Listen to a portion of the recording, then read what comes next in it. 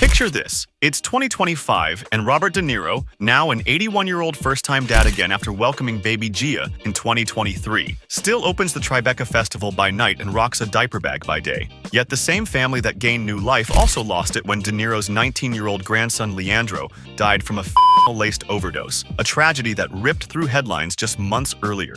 From billion-dollar resumes to negative bank balances, from Oscar stages to prison bunks, the cast of A Bronx Tale has traveled paths no Hollywood script could predict. Tonight, we rewind the reel, fast forward 3 decades, and ask, when the credits roll on real life, who's still standing, who's still paying, and who's completely unrecognizable? In A Bronx Tale, he was Lorenzo Anello, the bus-driving moral compass who begged his son to steer clear of gangland glitter. 3 decades later, De Niro's real life feels just as split between duty and danger. At 81, he's juggling bottle warmers and boardrooms, Tribeca Festival meetings by day, midnight feeds for baby Gia, Virginia, Chen De Niro, born in April 2023 to partner Tiffany Chen, by night. But new life arrived alongside searing loss. In July 2023, his 19-year-old grandson Leandro died from a cocktail of bromazolam and other drugs, an accidental OD that thrust the actor's fiercely private clan into public mourning and reignited his crusade against opioid traffickers. Financially, he remains Hollywood royalty, an estimated $500 million empire powered by 7-figure roles, the Nobu restaurant chain, and real estate flips from Manhattan to Malibu. Yet every dollar has been stalked by fragility. Prostate cancer surgery in 2003 reminded him of mortality. A torn leg muscle on Scorsese's Killers of the Flower Moon set 2021 proved even icons can tumble. Instead of slowing down, De Niro doubled the workload, starring in 4 films between 2023 to 25 while quietly funneling millions into autism research for son Elliot and opioid awareness programs honoring Leandro. Colleagues joke that he's still driving the bus, steering family and productions with equal grit. But insiders know the wheel grows heavier each year. Yet for the man who nearly lost everything to one unsigned contract, Chaz Palminteri's gamble on playing Sonny would cost even more than bruised knees. In 1990, struggling actor and one-time nightclub bouncer Chaz Palminteri typed a one-man play about his Bronx childhood, then swore no studio would buy it unless he played mob boss Sonny. Hollywood laughed. He held firm, selling his car, maxing credit cards, flirting with bankruptcy, until Robert De Niro walked in, loved the script, and guaranteed him the role that would define his career. Fast forward to 2025, and Palminteri's gamble looks clairvoyant. He still tours A Bronx Tale on stage, while licensing deals funnel cash to 2 midtown eateries bearing his name, Mulberry Street's original pizzeria spin-off and the sleek 30 West 46th Street Italian flagship where selfies with the owner are a menu staple. Net worth trackers peg him between $16 million and $30 million, depending on whether you count podcast sponsorships and his new White Plains location. Yet success arrived tethered to turbulence. In the 90s, he chain-smoked and clashed with studios over rewrites. Today, critics revisit the film's racial lens each time it hits a new streamer queue, sparking Reddit threads that brand Sonny's crew problematic grandpa content. Palminteri fires back on his podcast, arguing the story depicts prejudice to condemn it, not celebrate it, then sells out another live show to prove controversy still sells tickets. At 73, the gravel-voiced storyteller splits weeks between script punch-ups and restaurant walkthroughs, greeting guests with a line Sonny once gave Calogero: "The saddest thing in life is wasted talent, so order the meatballs, kid." But wasted talent is exactly what Lillo Brancato once feared he'd become, after a single gunshot turned stardom into a prison sentence. He was the sun-kissed teen De Niro plucked off Jones Beach to play Calogero, Hollywood's newest golden boy. Stardom came easy, sobriety did not. By 21, Brancato was freebasing crack behind trailer doors, chasing nightclub highs that blurred into dawn. December 10, 2005, a botched Bronx burglary ended in the death of NYPD officer Daniel Enchautegui. Though Brancato never fired the gun, a jury still handed him 10 years for first-degree burglary. The badge-killing headline flattened his career overnight. Prison became a grim rehab. He kicked heroin in a Rikers infirmary, spent sleepless nights reading The Count of Monte Cristo, and vowed to flip the script if parole ever opened the gate. It finally did, New Year's Eve 2013, depositing a gaunt 37-year-old into a world that remembered only the mugshot. Re-entry was brutal. Casting agents ghosted, bank balance sat near zero. Brancato waited tables, then leveraged curiosity into small roles. Fifth Borough, Second Chance, each paycheck funding another speaking gig at high schools about opioid traps. In 2025, he celebrated 11 years sober, live streaming gratitude to 150,000 TikTok followers while plugging his indie drama silent partners. Terrell Hicks was 19 when she stepped on set as Jane Williams, the sweet-natured student who melts Caloguro's bravado.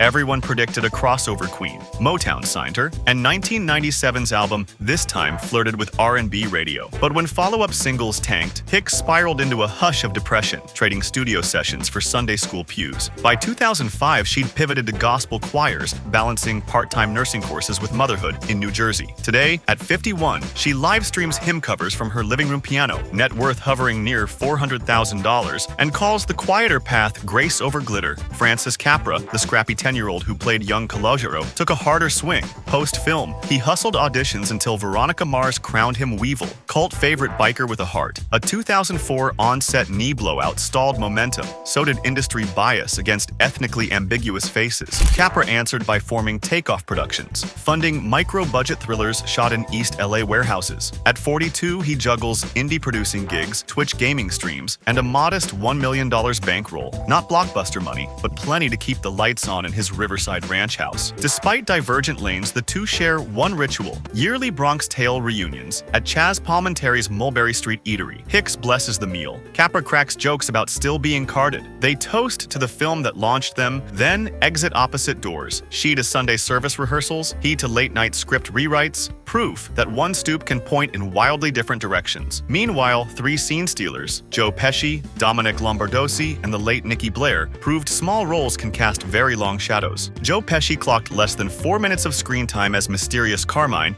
but his whisper-calm menace stamped the finale. 2 years later, he retired, vanishing to a Jersey golf course and cutting jazz records. It took 40 separate phone pleas from Robert De Niro before Pesci finally returned for The Irishman in 2019, bagging an Oscar nomination at 76 and reminding Hollywood that silence can be louder than gunfire. Now 82, he performs monthly jazz sets in Hoboken clubs, insisting he'll only act again if a Marty calls. 17-year-old Bronx native Dominic Lombardozzi turned his one-scene punk Nicky Zero into a calling card for gritty authenticity. Casting directors kept him in that lane. The Wire's sweaty Detective Herc, Boardwalk Empire's Capone brother, Tulsa King's loose cannon capo. Lombardozzi jokes that he's played every neighborhood tough except the one that pays real union rates. But 2020's Prestige TV finally bumped his quote to mid-six figures. These days, the 49-year-old splits time between Queen's family dinners and Oklahoma shoots, shoulder fully healed after the on-set stunt tear that once paused his Wire schedule. Then there's Nikki Blair, bit part actor and Sunset Strip restaurateur, who popped up as Friendly Jerry in crowd scenes. His Italian bistro once buzzed with Sinatra and Stallone sightings, but an ill-fated Vegas expansion collapsed in '98, the same year liver cancer silenced him at 72. The restaurant shuttered weeks before his death, leaving debts that wiped decades of Hollywood hustle down to roughly $100,000, proof that even a packed reservation book can't outrun bad odds. Robert De Niro wanted the film to smell like 187th Street in Midsummer, so he raided the actual block for bit players. The most famous grab? Eddie Bad Luck Montanaro, a trackside gambler whose losing streak was legendary. After weeks of failed auditions, Chaz Palminteri told De Niro, "Let's just use the real mush. He's still around." Age 63, still cursing his picks. De Niro agreed, and sure enough, the first day Eddie worked, it poured rain on an otherwise clear forecast. Another slice of life hire was Ron Karabatsos. Before movies, he spent 28 years chasing homicides for the Union City PD. In A Bronx Tale, he's credited simply as Big Greek lounging outside Sonny's bar, but his badge-honed scowl sold the neighborhood's menace. Karabatsos kept acting through 2004, then died in 2012, 5 days shy of 79, after a career that spanned 30 films and 200 TV episodes. Even cameo gossip feeds the legend. Locals still swap stories about Eddie Mush's Jinx, or how De Niro gave real bookmakers walk-ons so they'd stop heckling the set. Authenticity mattered, and it shows. Decades later, the stoop, the dice games, even the trackside panic feel less like Hollywood staging and more like a time capsule graffitied with real fingerprints. While the faces of the Bronx kept the movie grounded, its cultural echo keeps getting louder, especially now that Gen Z just rediscovered the film on every major streamer. humor. 3 decades on, A Bronx Tale refuses to fade. In early 2025, its licensing shifted yet again, this time to AMC Plus and Canopy, sparking a 480% spike in Google searches for Sonny's door test. The week the movie hit trending rose. TikTok stitched the scene into dating memes. Spotify streams of Cool and the Gang's Ain't No Woman jumped 70%. The nostalgia wave feeds real-world business.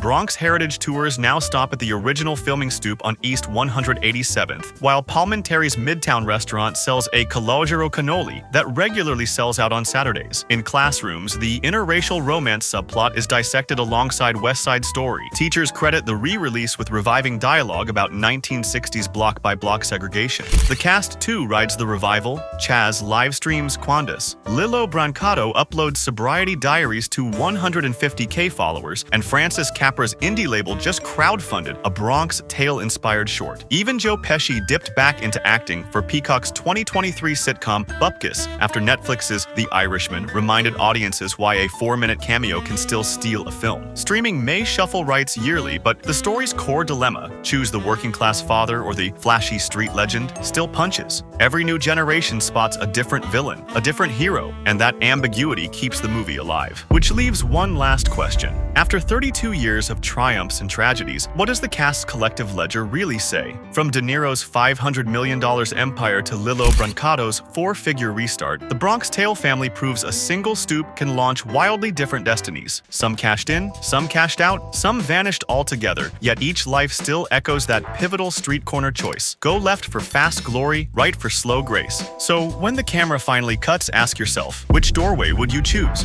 Want to see another jaw-dropping then and now transformation? Tap the video now on screen.